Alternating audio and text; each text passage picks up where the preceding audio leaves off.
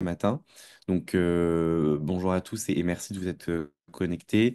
Je m'appelle Lucas Cherfis et je suis responsable des affaires publiques et réglementaires au sein de la DAN, qui est une association qui a été créée il y a à peu près 4 ans et demi, 5 ans, 2020, pour représenter les acteurs du Web3 en France et en Europe. On représente environ 150, 160 membres. Ça va de la start-up à la banque, en passant par donc des PSAN, des fonds d'investissement, des cabinets de conseil, des cabinets d'avocats, pas mal de tailles d'entreprises différentes sur tout le périmètre du Web3.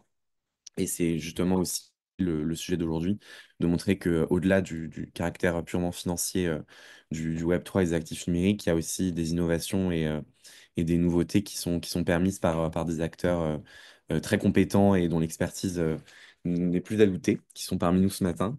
C'est la raison pour laquelle on se rejoint pour ce premier webinaire qui va aborder des thématiques de vérification d'âge, d'identité, de sécurité, de connexion. Et du coup, j'ai quatre intervenants, euh, donc euh, deux Jérémy, trois bientôt. Donc on essaiera de trouver un.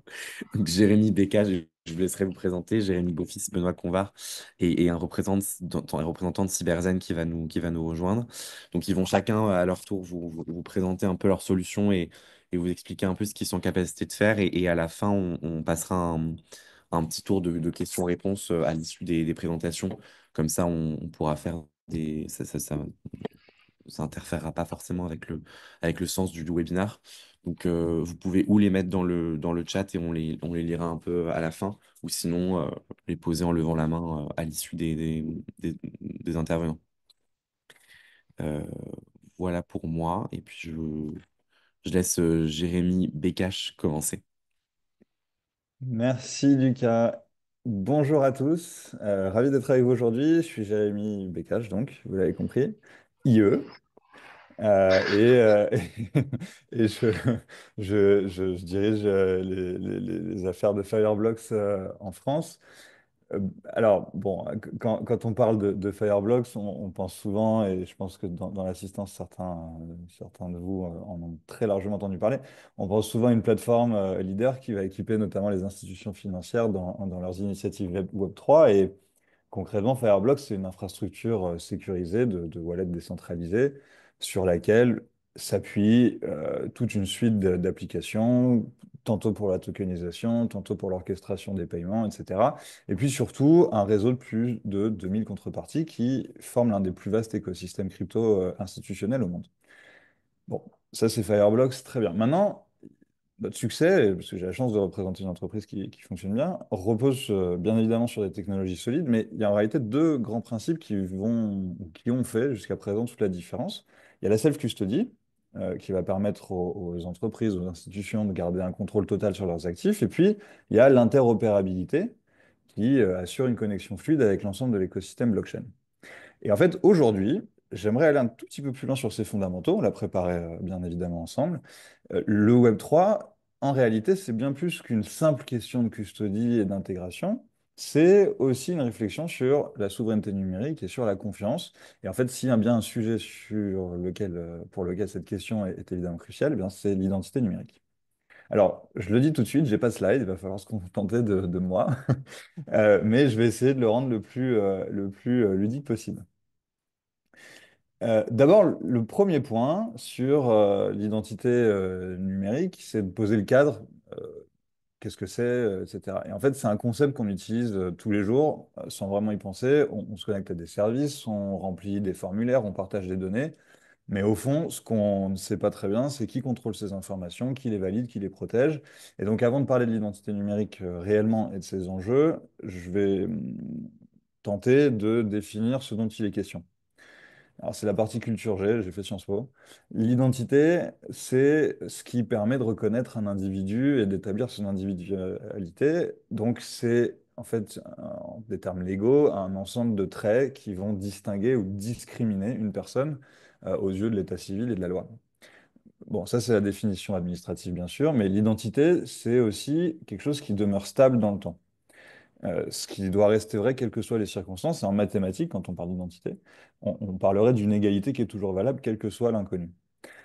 Donc si maintenant on applique cette réflexion au numérique, on arrive rapidement à une question clé qui est bah, finalement qui va contrôler cette identité et va s'assurer de sa permanence, etc.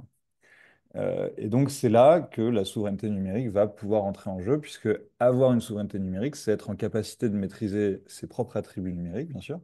Donc l'on parle de données, d'informations, même d'algorithmes.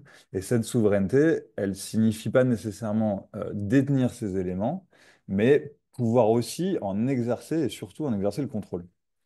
Et en fait, en d'autres termes, la souveraineté numérique, c'est le pouvoir de se gouverner soi-même dans l'espace digital, ça doit être un exercice fluide, omniprésent, omnipotent, j'allais dire, de son autorité sur ses propres informations et bien évidemment sur ses attributs qui nous distinguent. Et en fait, aujourd'hui, bah, vous le voyez très bien, le problème, c'est que l'identité numérique, elle échappe en grande partie, pour pas dire en totalité, à ce contrôle, puisqu'elle est éclatée, elle est dispersée entre de multiples acteurs centralisés, qui chacun détiennent une partie de ce qui nous définit en ligne. Et c'est un gros problème puisque ce modèle, non seulement il est vulnérable, mais aussi il est très peu transparent. Et donc, si on y réfléchit bien, l'identité aujourd'hui, elle repose sur trois choses qui vont nous intéresser. Un, savoir qui on est et comment on le prouve. Deux, pouvoir transmettre ces informations de manière maîtrisée, donc. Et trois, garantir que ces données, elles restent confidentielles et intactes. Et justement, c'est là que va intervenir la blockchain, puisqu'elle va pouvoir redonner aux individus, voire aux entreprises, la maîtrise de leur identité, de leurs interactions et donc de leurs actifs sous-jacents. Et si demain notre identité elle est blockchainisée, alors c'est notre wallet qui va devenir notre identité. Et ce wallet doit être sécurisé conforme aux exigences légales, doit permettre de partager uniquement les informations nécessaires et rien de plus et à celui qui doit seulement en savoir. En gros, c'est l'application du concept de self-custody à l'identité, où chacun va garder la main sur ses propres données. Mais derrière, voilà, c'est une belle approche, mais il y a une question essentielle, c'est comment est-ce qu'on va s'assurer à la fois de la sécurité et de la fiabilité d'un tel modèle. Je parle même pas de sa monétisation, ce sera encore une autre question. Donc, premier point, ça va être sécuriser l'identité numérique. Alors, c'est super de pouvoir dire que le wallet peut devenir identité, mais il faut encore pouvoir s'assurer que personne ne puisse usurper cette identité. Ça, c'est le premier point hyper important. Donc aujourd'hui, l'identification, elle repose toujours sur un vérificateur, un oracle off-chain, qui va faire office d'autorité. Dans un monde Web3, on cherche à réduire la dépendance à ces tiers tout en essayant de garantir la fiabilité des informations. Et donc, il y a deux exigences qui vont s'imposer. La première, qui est la double anonymité, qui vient notamment de la CNIL. Donc l'autorité qui valide l'identité ne doit pas connaître l'usage qui en sera fait. Et celui qui va consommer les attributs pertinents pour s'assurer d'eux ne doit pas connaître l'identité de l'utilisateur. Donc ça, par exemple, on va le retrouver dans le cadre de la certification d'âge pour accéder au site adulte. La deuxième exigence, ça va être la délivrance de l'identité en tant que telle, et donc la maîtrise des accès. La clé privée qui va contrôler l'identité, son stockage, son usage en tant que wallet, elle doit être protégée contre toute attaque, qu'elle soit interne ou externe. Et sa gestion doit être évidemment facilitée en s'assurant qu'elle est à la fois robuste et recouvrable, parce qu'il s'agirait de ne pas la perdre. Donc c'est là que vont intervenir certaines technologies, comme celle proposée par Fireblocks de self-custody, d'algorithmes MPC, protocole MPC, pour la signature des transactions et l'accès à la clé privée. Également de gestion de cycle de vie des tokens qui vont représenter ces données d'identité, de gouvernance des flux de transactions de ces tokens, etc. Ces principes-là, appliqués à l'identité numérique, devraient donc permettre d'avoir un système qui est à la fois sécurisé, bien sûr, et respectueux de la vie privée. Mais au-delà de la technologie pure, il y a un autre sujet majeur qui est à prendre en compte, c'est l'interopérabilité de l'identité. Parce que c'est bien de l'avoir, mais encore faut-il qu'on puisse pouvoir la partager. Et donc, c'est là que va entrer en jeu un cas d'usage qui, normalement, vous êtes tous familiers et qui est assez concret, puisqu'on est en plein dedans, qui est la travel rule. Et je vais le prendre comme exemple, puisque c'est, à mon sens, une opportunité à saisir. Aujourd'hui, avec la travel rule, chaque institution financière, elle doit identifier ses clients quand ils envoient ou ils reçoivent des fonds, euh, pour faire simple. Mais ce processus-là, il repose sur des échanges de données en dehors de la blockchain via des systèmes fermés qui communiquent pas bien, voire pas du tout entre eux, parce qu'il peut y avoir une volonté de ne pas partager les données entre différents fournisseurs de travel rule, mais également entre différents PSAN ou CASP qui, voilà, qui préservent leurs données. Euh, et donc le message qui est envoyé sur la blockchain, en parallèle, il y a un flux d'informations qui est off-chain qui va être envoyé, et c'est là que réside toute la difficulté. Donc, cette difficulté-là, on peut en faire une opportunité. Alors, chez Fireblocks, je vous livre un secret. On travaille en ce moment sur une approche qui pourrait réinventer ce modèle totalement. L'idée, en fait, ça va être de devenir la couche d'interopérabilité pour la travel rule et d'assurer une mise en conformité qu'on veut fluide et universelle, mais du coup en s'appuyant sur les attributs d'identité. Donc concrètement, ça va se passer en trois étapes où ça passera par trois étapes. La première qui va être de connecter toutes les plateformes de travel rule pour casser les silos et pour fluidifier les échanges. La deuxième qui va être de centraliser les messages dans un réseau sécurisé pour garantir leur cohérence, leur conformité. Puis la troisième, ça va être de fournir un petit SDK, un petit logiciel aux acteurs du marché pour qu'ils puissent s'intégrer facilement à cette couche sans complexité technique. Et en fait, à terme, ce qu'on pourrait avoir, c'est une infrastructure qui sera, ou qui, on espère, sera aussi fluide que Swift, mais adaptée au Web3, et donc avoir une logique d'interopérabilité, bien au-delà de la travel rule pure, hein, de l'exigence réglementaire, qui va pouvoir s'appliquer à des usages liés à l'identité numérique, donc pouvoir le partager comme si on était sur un Swift global. Voilà, donc ça c'est l'idée sur laquelle travaille Fireblocks. Et pour que tout cela fonctionne, bah, il reste un dernier défi à relever, qui est la confidentialité des données. Et vers une identité réellement privée, on a notamment le Zero Knowledge Proof. Et donc, enfin, on va y arriver, mais aujourd'hui, vous le savez, quand on chiffre une donnée, on la protège, mais au moment où on la partage, on va devoir la dévoiler. Et malheureusement, sur la blockchain, ça va rester la même chose. Sauf si on a des ZKP, des Zero Knowledge Proof, qui viennent et qui vont changer la donne, puisqu'ils permettent de prouver une information sans la révéler et garantissent que seules les données nécessaires sont partagées. Donc, dans le cadre Web3, c'est une vraie révolution, puisqu'il n'y a plus besoin de divulguer une copie de son passeport ou de son adresse complète, mais que une technologie ZKP va pouvoir simplement certifier que oui, on est majeur, que oui, on habite dans tel pays, que on répond à tel critère, etc., sans jamais exposer les données routes.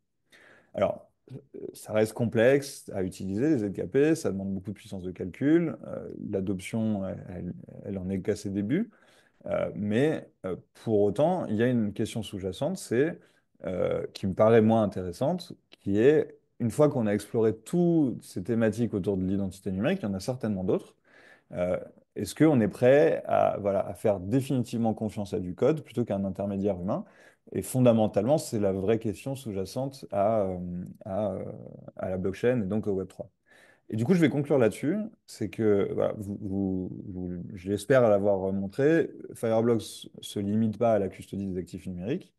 Nous, on se positionne bien évidemment en tant que pilier de l'écosystème Web3 et au cœur de ces transformations majeures, que ce soit évidemment sur l'identité, l'interopérabilité, la protection des données.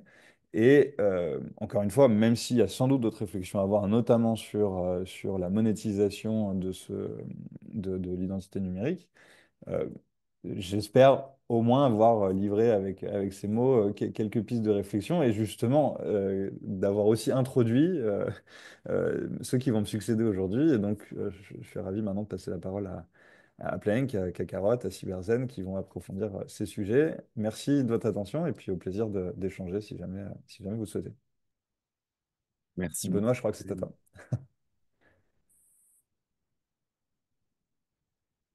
Ah, ouais, c'est à moi.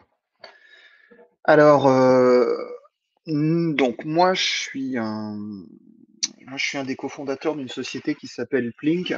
Euh, donc Plink, en gros, qu'est-ce qu'on fait? On travaille à fournir ce qu'on appelle une identité du paiement certifié, confidentiel souverain, autant sur les données que les fonds, et compatible, on va dire, avec ce qu'on appelle le Web3, DeFi, et les systèmes, je dirais, traditionnels. L'enjeu pour nous, c'est de pouvoir adresser ça sans parler de technologie. Je suis sur ce moment-là, je vais être le seul qui ne va pas parler de technologie. Euh, Et donc voilà. Donc nous, ce qui m'intéressait de vous partager là aujourd'hui, c'est surtout, qu'est-ce qu'on a, comme, une vision un peu de ce qui se «trame» entre guillemets autour de ces sujets-là et surtout un feedback de ce qu'on rencontre au quotidien puisque nous, on fait vraiment du paiement et de la certification, de données, sur des plateformes. Donc le premier point, c'est, pour moi, c'est, comment la certification, je dirais de l'identité alors on le focus beaucoup sur la certification d'âge, mais comment la certification, d'identité ou de données personnelles, transforme les marchés? Parce qu'on est vraiment sur une transformation des marchés. Comme le disait Jérémy auparavant, on a, je dirais, intrinsèquement, sans le vouloir, on partage de la donnée, de manière un peu, classique sur le web. Mais, cette nouvelle donne, elle va vraiment transformer les marchés, c'est ce qu'on voit au quotidien. Que ça soit sur, alors on pense beaucoup à tout ce qui va être, effectivement des contenus, adultes puisque l'Arcom a posé un référentiel. Mais il y a le jeu, peut y avoir, tout ce qui va être alcool effectivement sur la partie âge. Mais après on peut aller, et travailler sur des sujets du type, réseaux sociaux, mobilité, et plus largement l'acte simple de consommation. Jusqu'à présent, heu, nous, ce qu'on voit, c'est que finalement, heu, de nombreux secteurs n'avaient pas besoin de certifier, de s'assurer de l'identité, des gens. Les régulations, qui sont mises en œuvre, qu'on voit de plus en plus, mettre qui sont mises en œuvre, on va dire, adressées sur des verticales sectorielles, font que, ça transforme, ces acteurs qui sont souvent des marchands dans le cas présent, hem, dans leur fonctionnement, la manière dont ils interagissent avec l'utilisateur, leur business model, mais aussi, plus largement le positionnement qu'ils ont et leur image, par rapport à leur activité. Si je fais un peu le parallèle, dans cette transformation de marché, il y a à peu près on va dire dans les années, heu, il y a 2000-2010, le web, s'accélérait et on a, régulé, par exemple, tout ce qui était jeux d'argent en ligne. Ça a transformé le marché, ça l'a complètement structuré technologiquement, opérationnellement, ça l'a complètement transformé. Nous, on pense qu'effectivement que la vérification d'identité va transformer les marchés complets dans leur manière de fonctionner, et d'interagir avec l'utilisateur. Jusqu'à présent, globalement, si on fait le point, que ça soit sur de la certification, d'âge ou d'identité, soit c'est des données, qui sont pour le marchand peu fiables parce qu'on fait de l'autodéclaratif. C'est rarement, comme disait, Jérémy, interopérable, réutilisable et autant se faire se peut, c'est souvent, assez coûteux, où il y a pas de business model en tant que tel. Effectivement, tout le business model se cherche. Heu et heu et Pour faire le parallèle avec ce que disait Jérémy auparavant, la technologie en vrai va permettre, que ça soit de la DID ou du ZKP, va permettre à l'utilisateur de garantir, son âge, des informations sans révéler, celles-ci, sur différentes granularités d'informations, et va permettre aussi surtout de pouvoir, complètement anonymiser et rendre interopérable. Je pense que c'est vraiment ça le sujet, c'est l'interopérabilité, à d'autres plateformes. Donc ce changement de paradigme, ça a quoi comme vertu? C'est de pouvoir, justement, alors ça fait, que certains secteurs subissent ça de plein fouet, dans, je vous expliquerai un peu les enjeux que nous on voit, chez nos clients. Mais il y a certains secteurs effectivement qui le subissent de plein fait et malgré tout, ça permet aussi quand même de pousser le web vers, des plateformes qui vont être beaucoup plus responsables, vers un univers un peu de consommation qui sera aussi potentiellement, suivant la manière dont c'est fait, respectueuse, de l'utilisateur, sans surcollecte de données comme c'est le cas jusqu'à présent et pour nous, un vrai respect de la RGPD. Heu puisqu'en gros, on sera conscient de la donnée qu'on a partagée et, on le fera par consentement.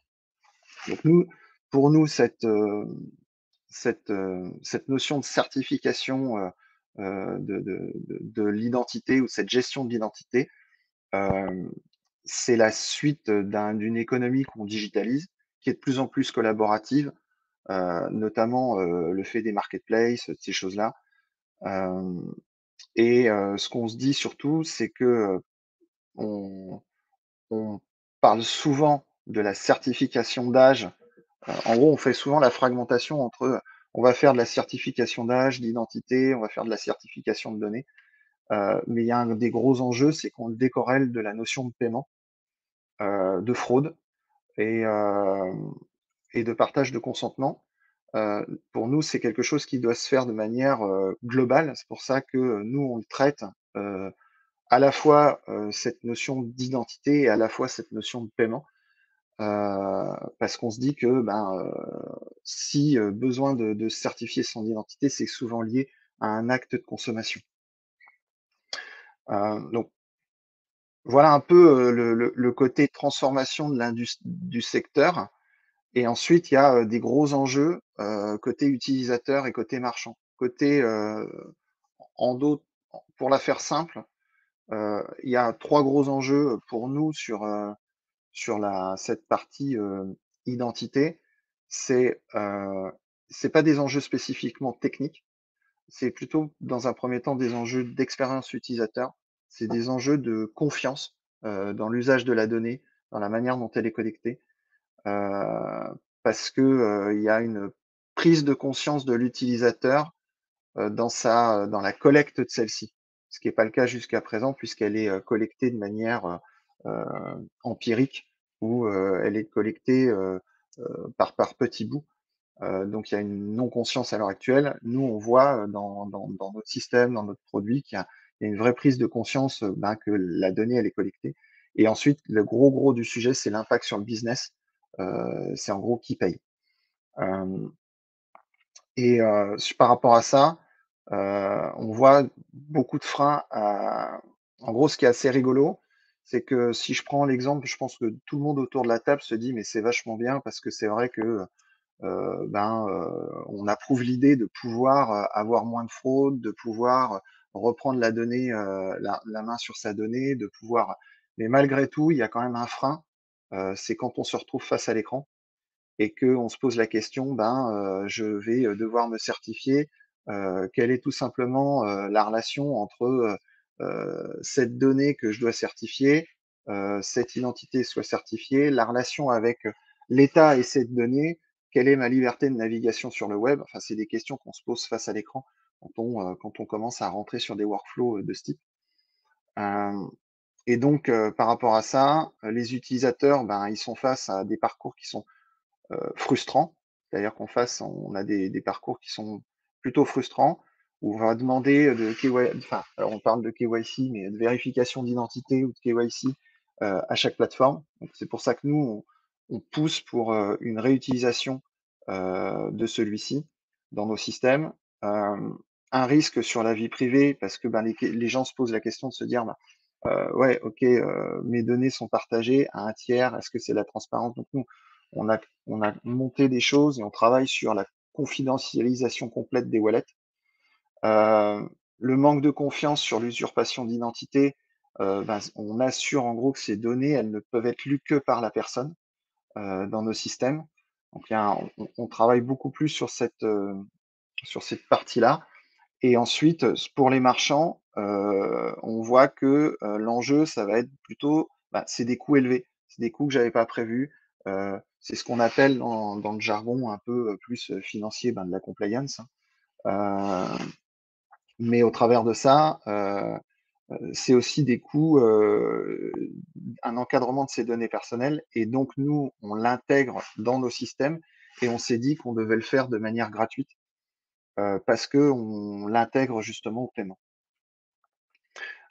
Et ensuite, il y a des sujets chez le marchand de version faible. Globalement, quand on commence à mettre ça en place dans des systèmes, certaines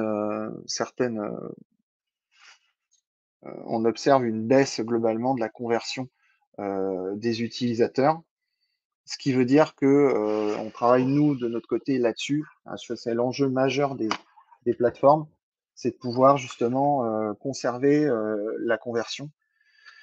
Quand on a des plateformes qui font 600 000 utilisateurs jour, c'est un vrai sujet. Donc, on arrive, nous, à travailler, à mettre des mécaniques pour pouvoir conserver 70 à 80% de taux de conversion.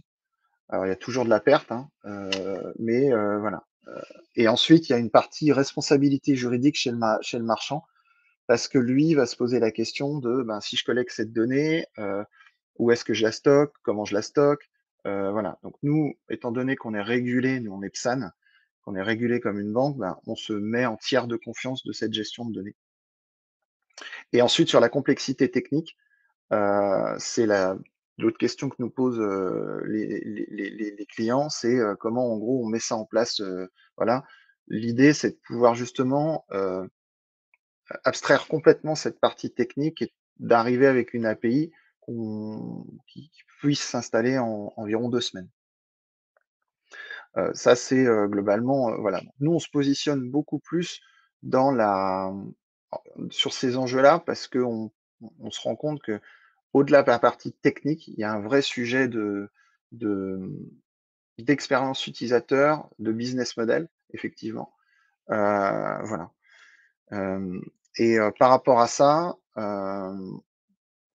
donc pour la faire simple, c'est un utilisateur, c'est un seuil KYC pour tous les usages. On travaille de plus en plus sur de l'onboarding rapide. L'idée, c'est d'aller sur des moyennes de 3 minutes max pour ouvrir un compte et ensuite c'est instantané chez nous. Une fois que le compte est ouvert, il est réutilisable de manière complètement instantanée. Les paiements sont instantanés. De pouvoir respecter cette vie privée et d'avoir une solution qui est régulée, euh, et de pouvoir aussi ouvrir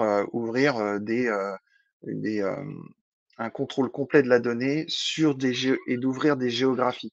C'est-à-dire que l'idée, le sujet pour nous, il n'est pas seulement franco-français ou franco-européen.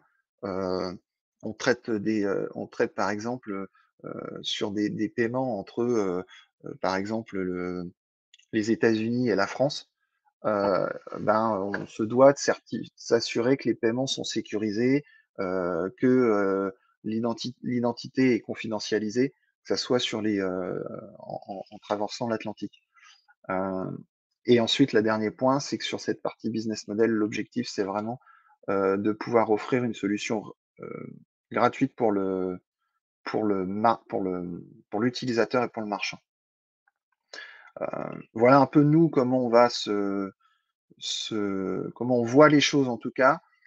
Euh, et on voit notamment que il y a plein de choses qui vont être mises en place. ADAS va être mis en place. DSP3 va se développer. Donc, on pense il y a un trend qui va s'opérer. Nous, on croit aussi beaucoup à la relation paiement stablecoin et, et cette notion d'identité. Et c'est pour ça que on travaille de cette manière-là sur, sur ce sujet. Après, bah, je serais ravi de pouvoir vous donner réponse à des questions. M'emmenez pas sur des sujets trop techniques, je vous le dis, parce que je suis pas le CTO de la boîte, euh, mais, euh, mais ravi de pouvoir répondre aux questions auxquelles je pourrais répondre. Merci Benoît.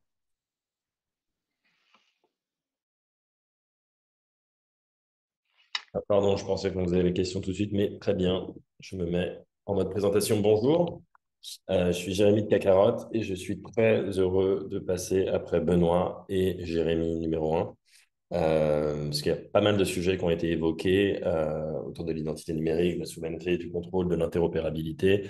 Et souvent, les gens parlent de la Zero Knowledge ou ZK comme d'une solution, ou en tout cas d'une technologie qui pourrait permettre cela.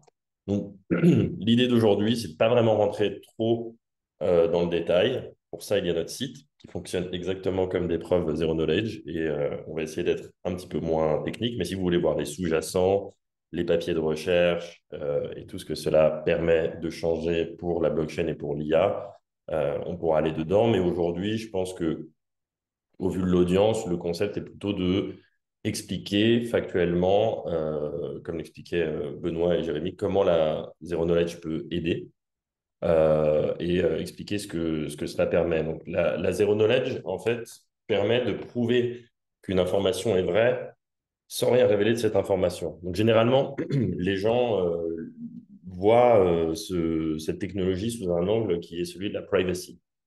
Nous, chez Kakarot, on a une conviction, c'est que, et c'est un petit peu des sujets qui ont été soulevés juste avant, et c'est des sujets que vous et de toutes les conversations qu'il y a autour des plateformes, généralement, qu'on appelle Big Tech, c'est des conversations qui ont lieu, on pense que toutes les lignes de code, tous les algorithmes qui travaillent pour nous, les utilisateurs, devraient être vérifiables. Au sens où la façon dont la plupart des services qu'on utilise aujourd'hui fonctionnent, hors blockchain ici, c'est que c'est une black box, au sens où il faut croire le logiciel, qu'il n'utilise pas, je ne sais pas, des données médicales pour me montrer des publicités, ou en tout cas, on est obligé un petit peu de prendre tout comme un ensemble et de dire, bon, ben, je suis sûr que cette plateforme ne me ferait pas de mal, par exemple.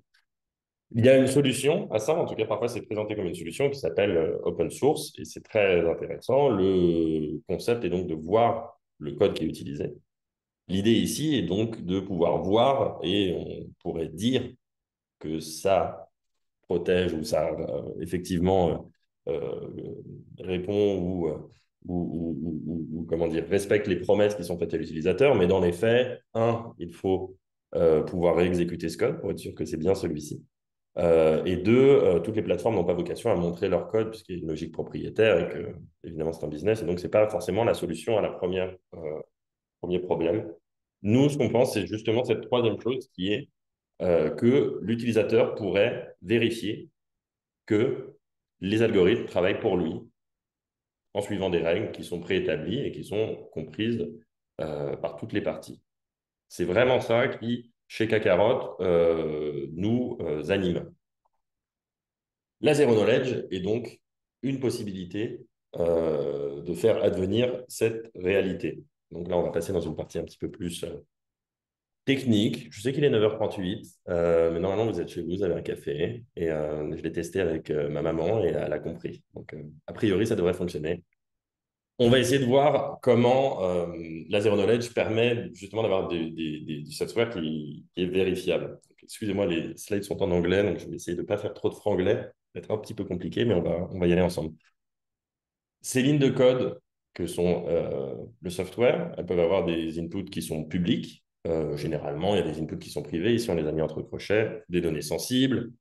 Le code lui-même est propriétaire des gens qui l'ont produit, souvent, et donc c'est une logique propriétaire. On ne peut pas ouvrir le coffre et regarder ce qu'il y a dedans. Cependant, tout software vient généralement avec une promesse, la promesse de base étant que je suis les règles, soit les règles légales de mon pays, soit des règles qui sont tacites ou même explicites avec l'utilisateur. Je ne vous veux pas de mal. Ce que fait un Zero Knowledge Prover, ce qu'est Kakarot, c'est-à-dire un générateur de preuves Zero Knowledge, ZKP, c'est convertir ce set de règles en set de contraintes mathématiques. Un prover génère une preuve cryptographique que le code qui constitue ce software a été exécuté suivant les règles, et donc ce qu'on appelle avec intégrité. Le software existe indépendamment de Kakarot et indépendamment du prover. Il fait son travail, qui est d'exécuter du code, qui, au niveau machine, ressemble à cette incroyable animation de 0 et de 1. Au final, vous avez un output qui est un résultat qui est public, en tout cas pour vous.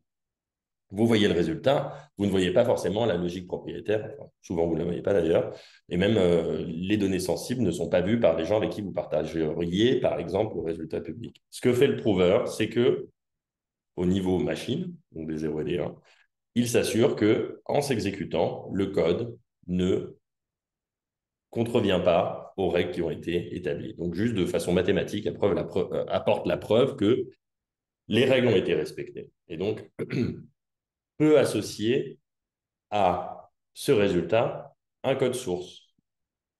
On voit ici que la preuve a été ajoutée. L'avantage, c'est que cette preuve, elle est facilement vérifiable. Et donc, ça répond peut-être aux questions de Benoît avant ou à l'interrogation, qui est de dire, ou même aux questions de combien ça coûte. Une fois que la preuve est générée, bah, ici, je peux vérifier que les règles ont été suivies sans réexécuter le code, c'est souvent le problème, sans avoir accès aux données sensibles, sans avoir accès à la logique propriétaire, ce qui résout pas mal des problèmes qu'on a quand on a des discussions avec des grosses plateformes, qui est de dire si je vous montre l'algorithme, vous allez voir l'algorithme. Ici, le concept serait de pouvoir effectivement vérifier euh, sans avoir à réexécuter le code ni avoir accès à des données sensibles. On peut le faire facilement une fois, on peut le faire facilement plein de fois.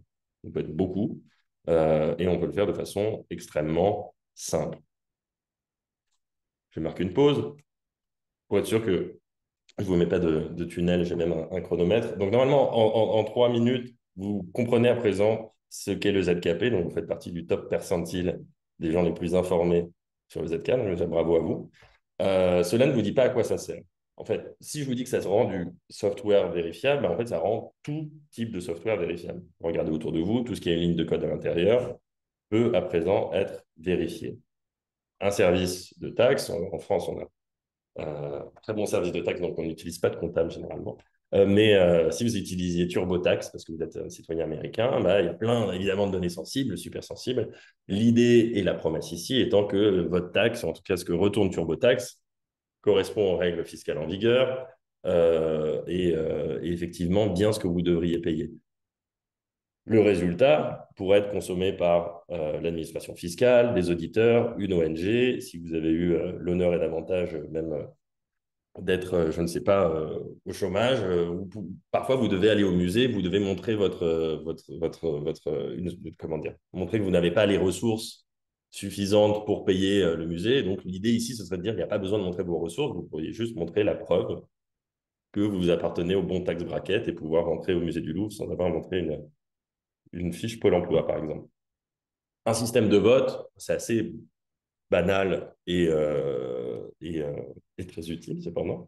L'idée que le votant est bien sur une liste, que ce vote a bien été compté. Évidemment, on ne peut pas voir le choix de vote, le nom et toutes les choses qui prouvent qu'il est bien sur la liste.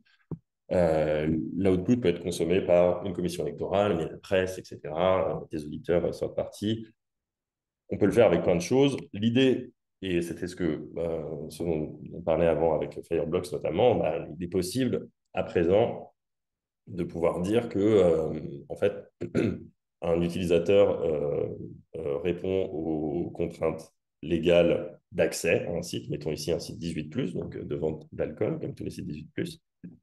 Et donc, le concept, ce serait de dire, bah, chaque personne qui va sur je ne vais pas faire de publicité, mais sur le site.com/welcome, en gros, on peut associer un token d'entrée de cette date-là, etc., qui peut être consommé par le ministère de l'Intérieur ou des groupes de protection de l'enfance, et le site lui-même, qui peut du coup, s'assurer, sans avoir accès à cette information, que ces personnes-là sont bien 18+.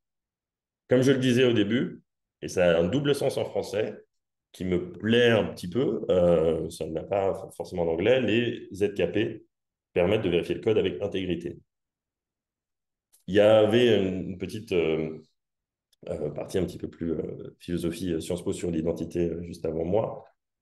L'idée ici est de un peu redéfinir la notion de confiance et justement de retirer ce qu'il y avait un petit peu dans le modèle black box, de dire il n'y a pas besoin de faire confiance à du code. En fait, on devrait faire confiance à ce qu'il produit parce qu'on a l'assurance qu'il est exécuté de façon correcte, en cohérence, avec des règles qui sont définies par avance. La plupart des choses que j'ai expliquées là ont un impact pour la vie de tous les jours. Techniquement, comme le disait aussi Jérémy avec lequel je suis d'accord, c'est encore, pour en tout cas la vie de tous les jours, un champ de recherche. En revanche, c'est déjà très utile, et c'est notre marché, et c'est la raison normalement de notre présence ici, pour les systèmes décentralisés. Pourquoi? En fait, il y en a trois vraiment qu'on a mis. Le, Ce concept de ne pas avoir à réexécuter, en fait, permet une compression de la computation. Et une fois qu'on l'a prouvé une fois, qui effectivement, c'était bien noté avant moi, plus fastidieux que de juste réexécuter. C'est une vraie prouesse technologique, je ne sais pas, mais en tout cas, c'est un vrai travail de professionnel. C'est pour ça qu'on fait ça. Il y a peu de boîtes qui le font. On est la seule française, me semble-t-il, à vérifier. Hein, si jamais vous êtes là, contactez-moi. Et donc, l'idée ici, c'est que bah, ça permet d'obtenir une plus grande charge du réseau. En tout cas, pardon, d'avoir plus de transactions. Et donc, nous, on commence par le système Ethereum, mais le concept, c'est de passer de 30 transactions par seconde à quelque chose qui serait aussi puissant ou 10 fois plus puissant que Visa. La scalabilité est le premier. Ensuite, le deuxième, c'est l'interopérabilité. Comme on disait ici, l'idée, c'est pas d'avoir 5 third-party services qui lisent votre passeport et la vidéo, etc. S'il y a des puces biométriques qui sont effectivement produites par les États européens et que vous avez un téléphone, en fait, tout le monde pourrait produire sa propre ZKP. Il faudrait juste qu'il y ait un système d'interopérabilité entre lecture des ZKP. Bah, ça marche bien pour là, l'exemple 18+, mais en vrai, ce sera beaucoup plus simple à appliquer premièrement à la blockchain. Et enfin, la meilleure sécurité, sans rentrer dans les détails, aujourd'hui, pour gagner en vitesse, généralement, on skip un petit peu tous les process de euh, sécurité. En tout cas, on prend un risque. Ce risque doit être mesuré et les optimistic rollups sont censés garder une partie ou toute ou partie des transactions qui sont en train d'être effectuées en trésorerie. C'est rarement le cas quand elles sont petites. Et donc, ça soit limite le marché, soit le marché, généralement, commence avec des pratiques plutôt à risque. Donc, ces trois bénéfices des ZKP existent d'ores et déjà pour la blockchain pour laquelle nous travaillons, puisque là, et c'est le moment un petit peu plus publicitaire, on va dire, cette année, nous allons prouver Ethereum en temps réel, c'est-à-dire que chaque bloc d'Ethereum, toutes les 12 secondes, entre deux blocs, nous allons générer la preuve de ce bloc. Ensuite, faire en sorte que cela settle sur Bitcoin et ensuite pouvoir repasser à tous les systèmes et notamment les systèmes d'AI. Voilà, je passe les slides plus. Enfin, je voudrais laisser du temps pour les autres personnes et je vous donne mon adresse ici. Merci beaucoup. Merci beaucoup, Jérémy. Très intéressant. Jérémy, du coup, je te laisse. Le troisième, Jérémy. Je te laisse Oui, la parole. on va y arriver. Et c'est encore un Jérémy avec un Y. Ouais, je vais juste partager mon écran. J'ai des slides. Ah, j'ai pas la permission. Ah si, c'est bon.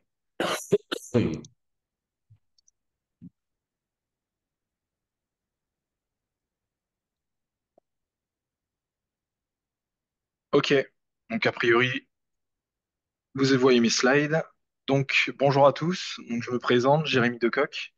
Aujourd'hui, je vais vous parler, enfin je vais vous faire un état de la menace donc en 2025 sur les sujets du Web3, donc qu'on vous a bien enfin, sur lesquels on a parlé jusqu'à maintenant, donc par Jérémy et par ceux qui n'ont pas la chance d'être un Jérémy aussi. Voilà, donc ce que je vous propose dans cette présentation, c'est déjà aussi déjà de commencer par une présentation. Donc on est qui? Moi, je vais plus vous parler de sécurité. Pourquoi? Parce que c'est mon sujet de prédilection. Cyberzen, on est une entreprise spécialisée dans la cybersécurité. On fait beaucoup de conseils, d'accompagnement, de mise en conformité. On va voir tout à l'heure, typiquement, on fait de la mise en conformité DORA. Donc, auprès d'entreprises de toute taille, donc de la TPE à la PME, en passant par les ETI, etc. Donc, même des grandes sociétés. On intervient sur les entreprises de toute taille. On développe des outils, nos solutions à côté. Euh, donc voilà, donc là vous avez typiquement des exemples de programmes auprès desquels on intervient, mais bon, ça vous intéresse pas trop. Là, vous avez un exemple de client auprès desquels on intervient. Et ça, c'est surtout ce qui vous intéresse, donc de voir qu'on intervient auprès de sociétés, donc de gestion, d'investissement et de personnes qui sont typiquement sujets à des mises en conformité, typiquement DORA. Donc, cadre réglementaire. Donc ça, vous connaissez bien. Market in Crypto Assets. Donc MiCA, donc un règlement européen, donc, vous connaissez bien, qui encadre tout ce qui est émission et services de cryptoactifs donc au sein de l'Union européenne. Donc des dates clés, c'est pour ça que j'ai voulu vous mettre des slides pour pas trop vous perdre, surtout le matin. Donc dispositions relatives au stablecoin, applicable depuis le 30 juin. Le reste, 30 décembre 2024. Donc globalement maintenant, tout est applicable. De transposition, donc publiée le 17 mars 2025. Donc voilà, donc intégration des prestataires de services sur cryptoactifs, donc PSCA, sur le marché européen. Et vous, ce qui vous intéresse, on en a parlé tout à l'heure du passeport européen, donc on va pas en reparler là. Mais vous, ce qui vous intéresse, c'est de savoir qu'est-ce que contient MiCA. Vous, qu'est-ce que vous devez faire? Bah, typiquement, MiCA, c'est deux sujets. Pour les prestataires de services sur cryptoactifs, ça va être la mise en place des systèmes de gestion de risque, donc le premier sujet, donc le pilier des risques, et la protection des données.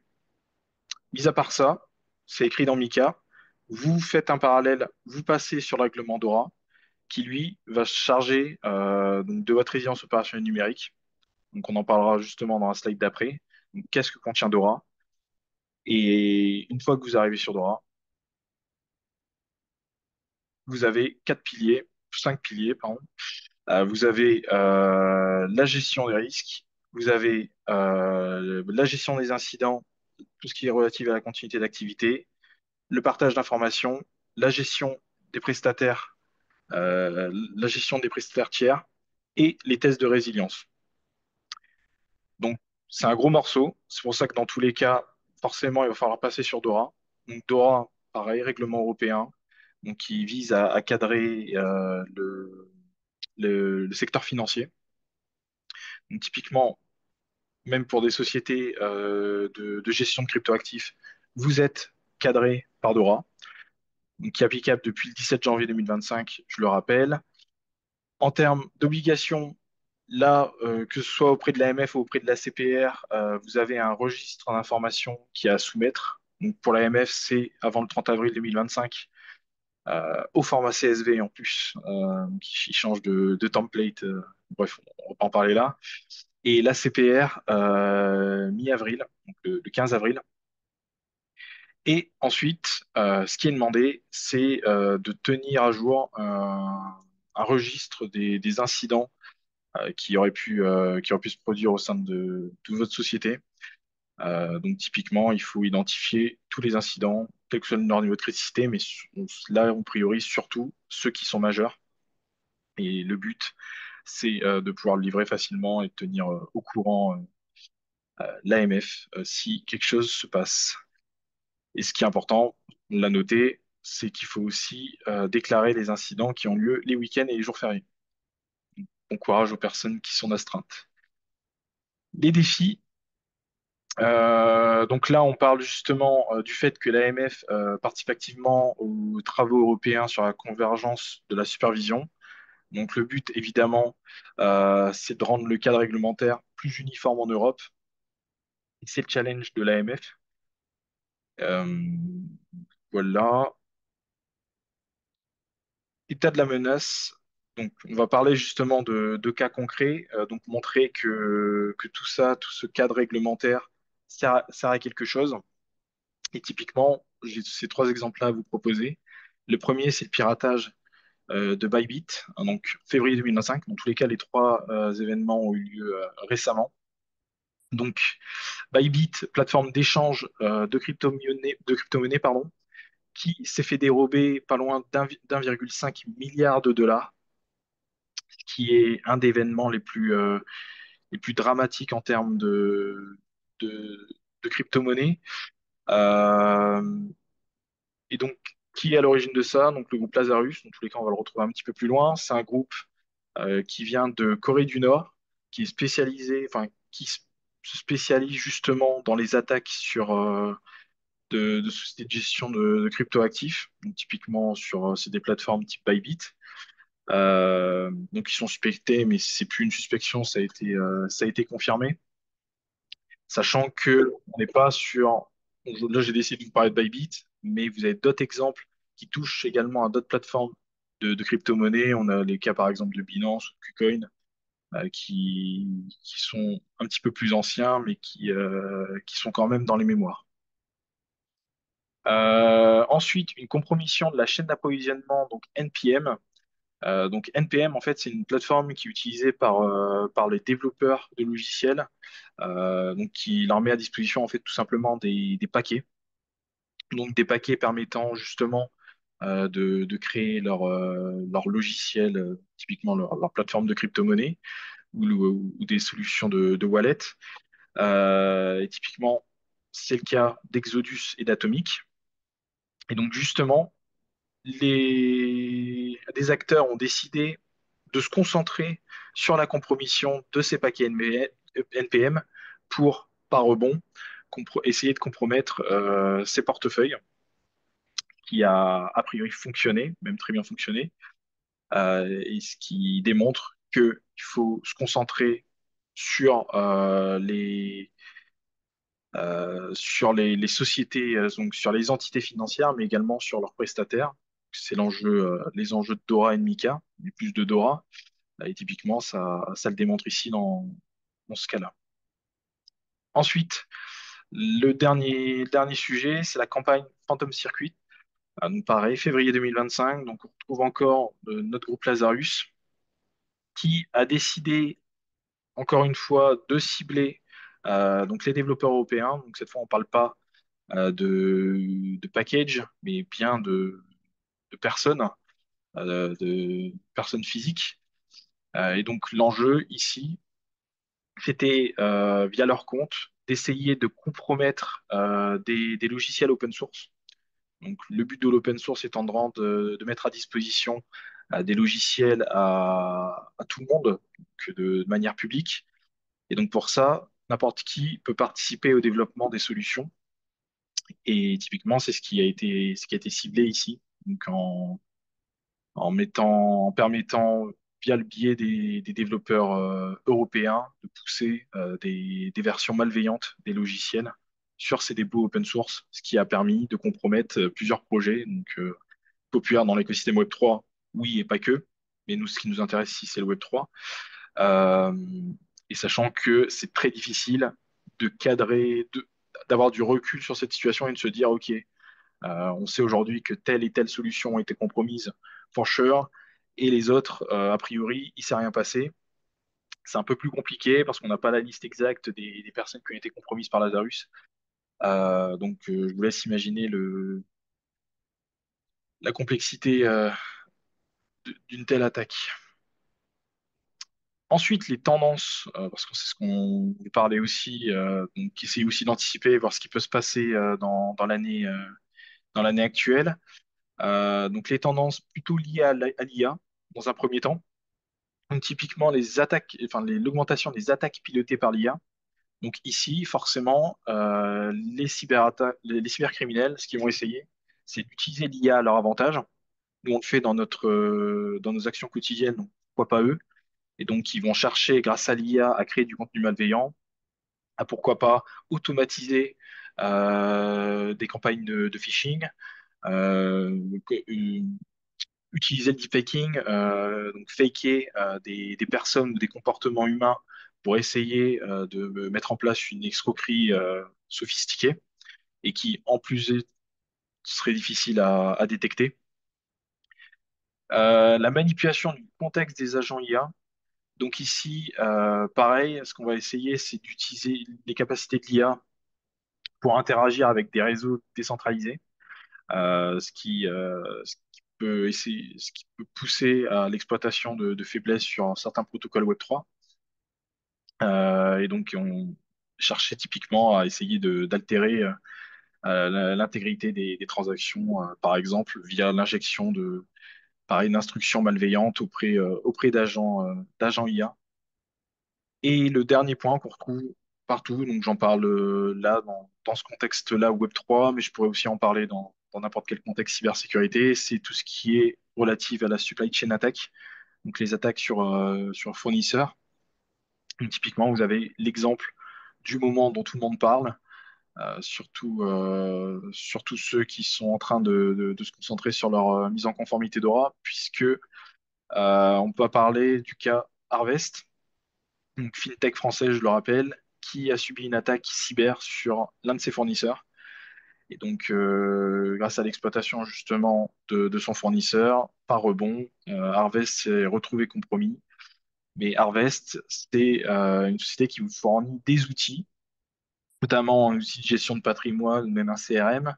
Et donc, si vous vous retrouvez avec une application justement compromise, bah, par rebond, en fait, vous passez du fournisseur initial à Harvest, puis aux sociétés utilisant les solutions d'Harvest, et vous avez votre supply chain attack. Et donc ça, c'est très récent, on parle du 27 février, et donc dans le cas, je peux vous le dire, parce que chez Cyberzen, on travaille avec des sociétés qui peuvent être, sans trop rentrer dans les détails, qui sont très impactées par cette situation-là. Donc typiquement, plusieurs banques, sociétés de gestion et de patrimoine qui ont vu leur activité paralysée pendant plusieurs semaines à cause de ça. Et du coup, juste pour terminer, donc par où commencer quand vous voyez qu'il y a tout ça à faire, donc les mises en conformité, la mise en place de mesures de sécurité, qu'est-ce qu'on fait? Ben, on se concentre au moins sur ces quatre éléments. Donc la sécurité des chaînes d'approvisionnement. Donc on a vu Harvest, on a vu d'autres exemples. Et donc ici, le but, c'est d'éviter quand on le peut les dépendances logicielles et quand on ne le peut pas, parce que tout le monde n'a pas forcément les ressources pour héberger ses serveurs chez lui. Ah bah, il est crucial de mettre en place des mesures et notamment de vérifier l'intégrité de ce qu'on utilise. Donc là, c'était dans le cas des packages NPM. Ou sinon, de mettre en place une relation de confiance entre vous et vos prestataires. Et donc pour ça, vous avez des documents de sécurité, vous avez des process. Euh, Ensuite, la surveillance, donc améliorer la détection donc en temps réel, c'est important. Et il faut être proactif sur ces sujets. Donc être capable de détecter une menace qui serait en cours d'exploitation, enfin une vulnérabilité qui serait en cours d'exploitation par une menace, il faut la détecter le plus rapidement possible. Et donc pour ça, vous avez les tests de résilience. La sensibilisation est formée, donc là on se situe plutôt avant, donc avant que quelque chose se passe. Donc je parle pour la sécurité des chaînes d'approvisionnement. On va essayer de sensibiliser, c'est ce qu'on fait, ce que vous faites ce matin, éduquer les collaborateurs aux risques spécifiques au Web3 et aux risques cyber pour éviter les attaques sur l'humain. Et ensuite, le dernier point, c'est la veille cyber. Donc essayer d'être rigoureux, d'avoir une veille aussi bien juridique que technique, que les sujets du quotidien, et puis partager ce que vous apprenez auprès de vos collaborateurs, auprès de vos collègues. Et donc, ces quatre points, typiquement, sont adressés par Dora. Voilà. Merci beaucoup, Jérémy, pour cette présentation. Et on en vient du coup à la fin des interventions. Merci beaucoup aux quatre intervenants. Et alors, il y a une question qui a été posée.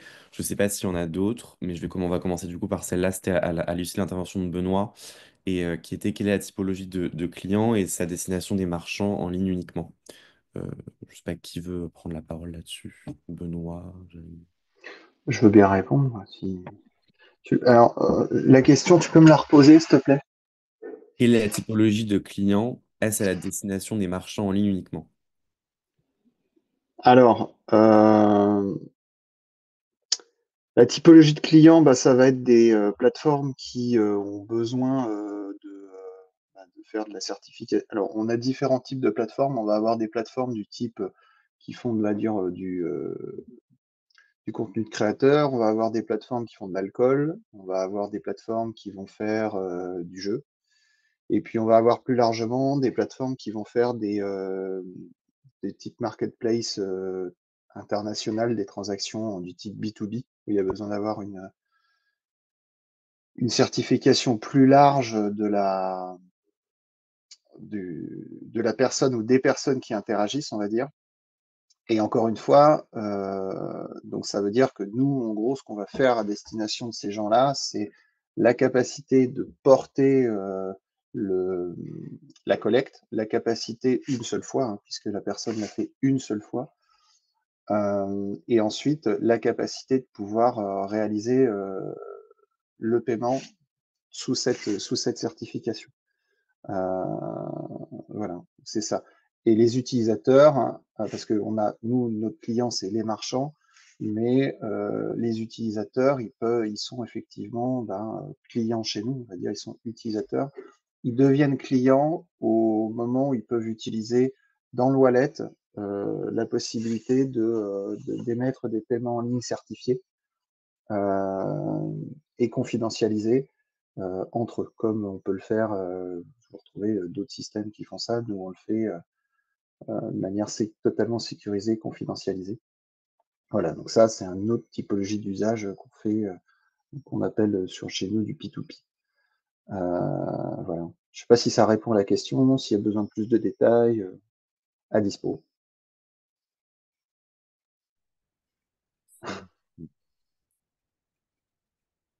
Est-ce qu'il y a d'autres questions dans l'audience?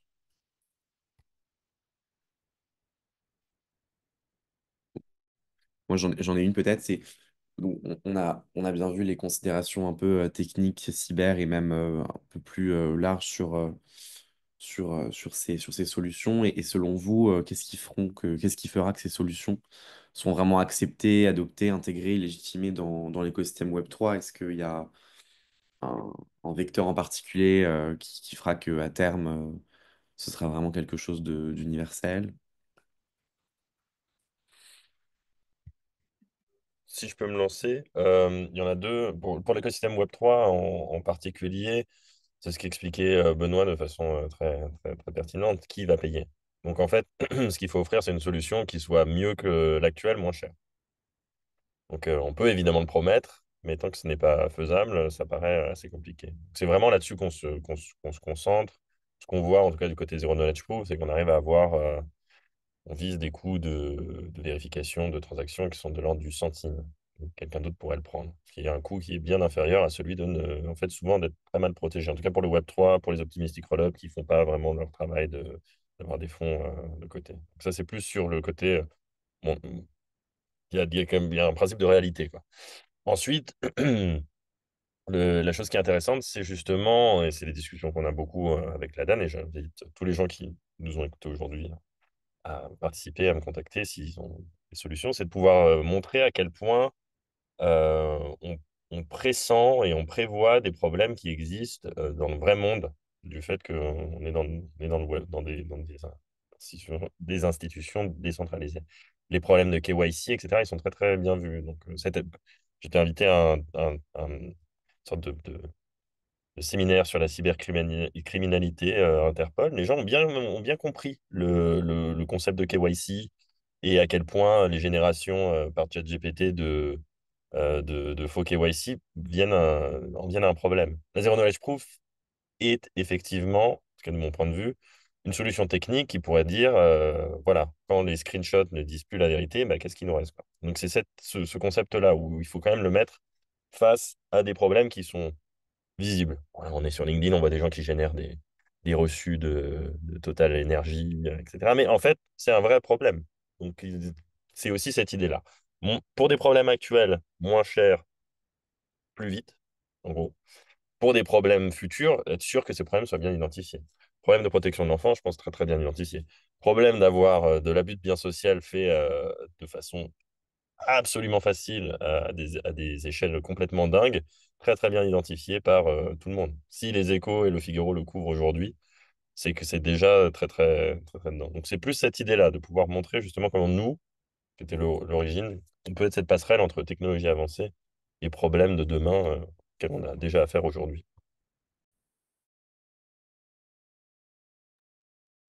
Top, merci. Tu voulais rajouter quelque chose, Benoît, peut-être? Ouais, moi je pense que c'est pas un sujet, enfin, alors je vais me mettre une balle dans le pied, et je vais tous vous mettre une balle dans le pied en vrai. Euh, Moi, je pense que c'est pas un sujet Web3, c'est pas un sujet web. En vrai, le vrai sujet, c'est enfin nous, en tout cas, c'est ça là-dessus on bosse, c'est quels sont les cas d'usage qui vont faire que on va passer l'étape, euh,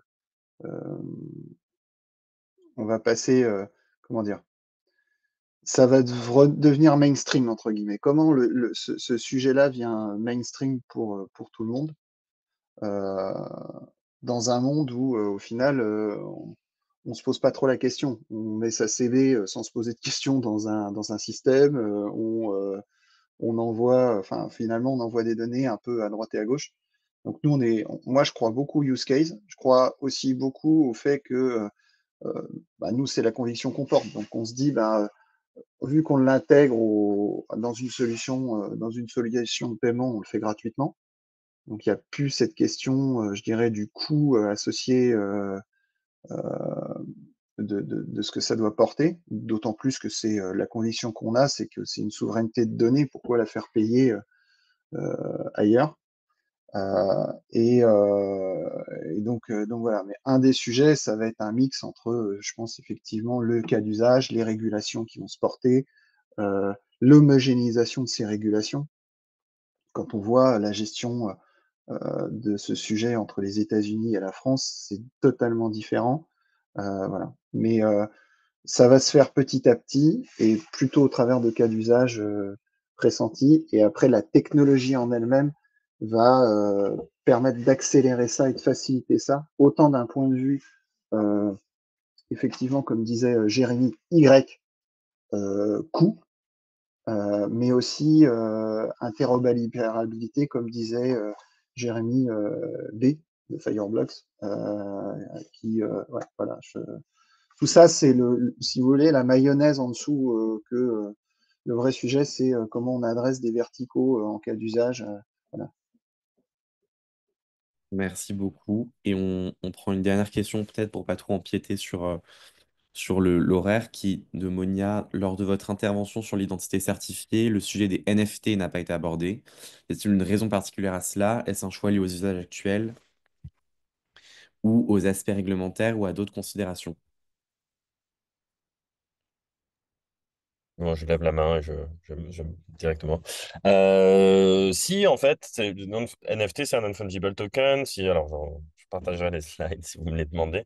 En fait, c'est un token, hein, la Zero Knowledge Proof. Enfin, en tout cas, sur le slide, je mettais 18 plus Access Token.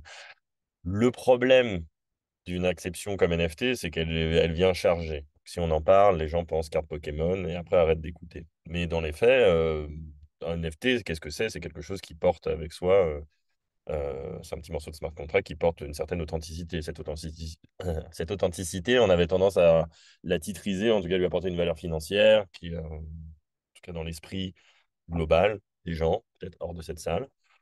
On n'a pas d'intérêt à commencer par cet angle-là, mais enfin, si on pense à smart contract qui porte sa propre valeur, ou en tout cas qui donne aux gens l'autorité et l'ownership sur leur identité, par exemple, bah, si, c'est toujours ça. C'est juste qu'on ne rentre peut-être pas par ce sujet parce que c'est un petit peu daté, c'est un concept qui est chargé, et souvent les gens aiment bien dire qu'ils n'aiment pas, sans même le connaître. Donc c'est pas vraiment pas vraiment un bon angle. Mais je suis toujours fan du concept de smart contract.